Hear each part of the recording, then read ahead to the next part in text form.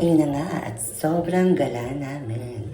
After magtagaytay ay kumain kami dito sa Lugawan, malapit sa Tres Martires. Ayan, kung nakikita nyo, ang tatahaw ng Teletubbies. At ang goal namin ay mabusog si Alfie para tumaba. Diba? Ayan ang lugawan nila. Pag nakita nyo, murang-mura.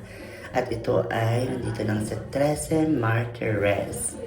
Kung titignan nyo, solve na solve dahil sa halagang 50 pesos nyo, lechon nyo ay lugaw na.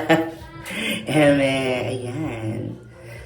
Sobrang nag-enjoy sa Alfie sa lechon na may lugaw. Ay, lugaw na may lechon pala. Ayan, sa akin ganun din.